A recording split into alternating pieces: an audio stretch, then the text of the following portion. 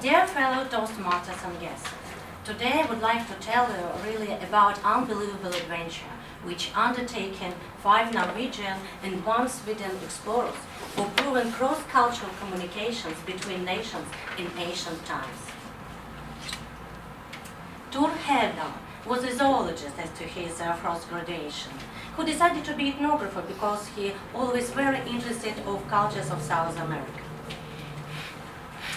He was 23 years old when he noticed that the colossal monuments in Fatuhiva Island in Polynesia, where he lived with his wife, were similar colossal monuments in Peru. And then he supposed constructors of these monuments can be representatives of one nation and one culture. However, it meant there were cross-cultural contacts and seaways between South American continent and Polynesian islands in ancient times. This hypothesis absolutely contradicted traditional vision of development island cultures. As to scientific view, it was an unrealistic theory. 8,000 kilometers stretched between South America and Polynesian islands. So,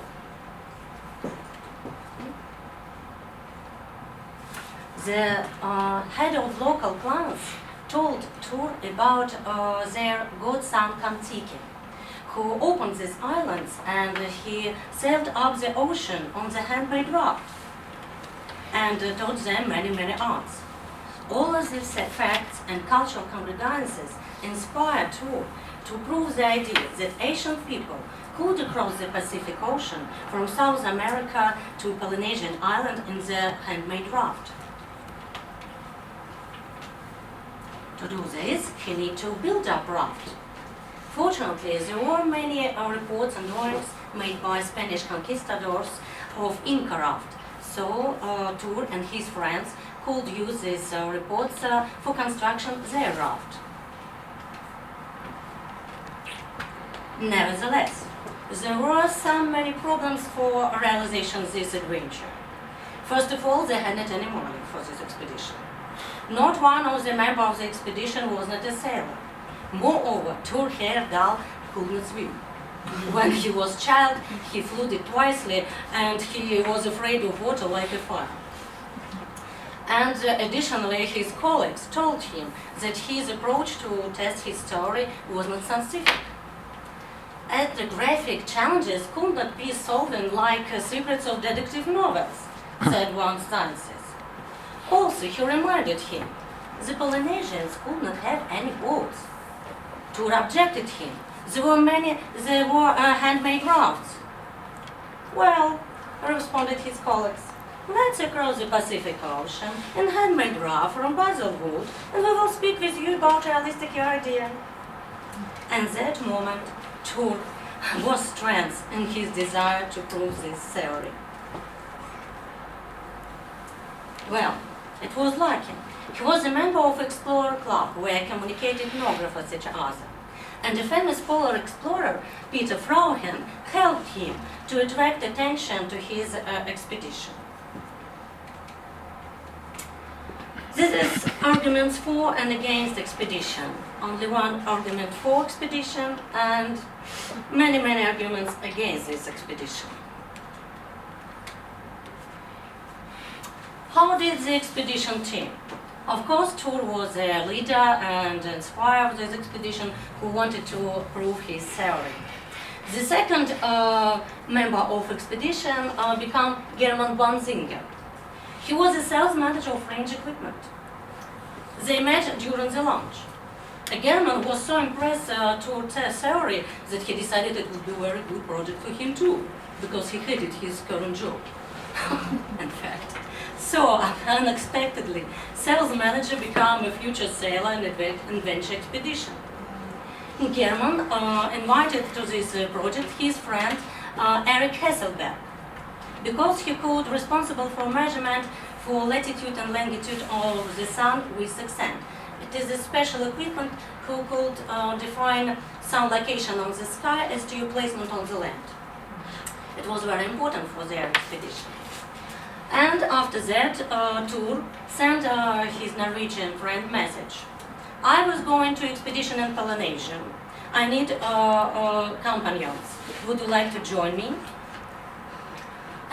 Torsten Raubel and Knut Haugland answered him. We are departing. Torsten, Knut. Knut Haugland was a past navigator. It would be useful for expedition. And Torsten Raubel was radio operator and secret service man. He was very boring at that moment.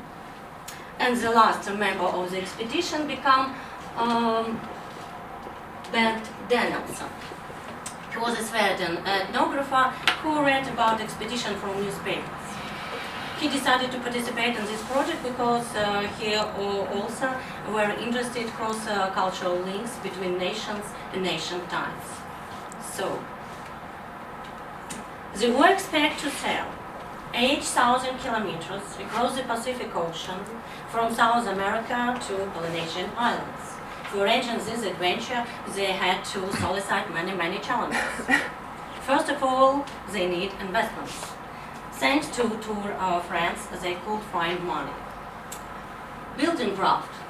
They need to find basil wood, which grow up only in Peru. But I would like to tell about more detailed a little bit later. And they had to plan their feeding. Tour had asked American Army to support with provision. And lucky, American commanders of American Army had some novelties which we'd like to check. So they agreed to help with provision. Also, we should not we should not forget about registration of papers for customs of South American countries. In fact, there were some foreigners who wanted to come in other countries with many equipments and realize very dangerous expedition. So, one of the investors of this expedition introduced Tour councils of South American countries during the meeting at Organization of United Nations. And councils promised him and inform their governments about his project and gave him letters of recommendations, which helped him very much. At last, time to build up the raft. As to this objective, Tour Heyerdahl came to Peru to find some basil woods. Unfortunately, it was started heavy rain season, and they could not came to jungles. But Tour Heyerdahl was Norwegian, and he suggested to find some woods near the Andes Mountains, and they could do it. The next challenge was to find a placement for construction the raft. Thanks council's letters. Tour got audience of President Peru, and President Peru personally helped them to find a placement for construction their raft in Harbor Carolava. It's really some interesting facts which things they took together in their voyage, especially Ben Danielson. He took 33 volumes on sociology for reading. After all of these preparations, the expedition started on April 28, 1947. Every day of this expedition was full different kind of activities. They fishing, collecting plankton, sent radio messages, did scientific tests, so many activities. They survived the storm, they met sharks and whales. It was really very unforgettable adventure. Spending 101 days in ocean, Kon-Tiki smashed into reef into Water Islands, and the locals gave him a very warm reception. It was it was immensely adventure and immensely meeting. So, what's the result of the expedition? First of all, Tour proved his theory. The expedition demonstrated that ancient people could make long sea voyages and create contacts between separate cultures.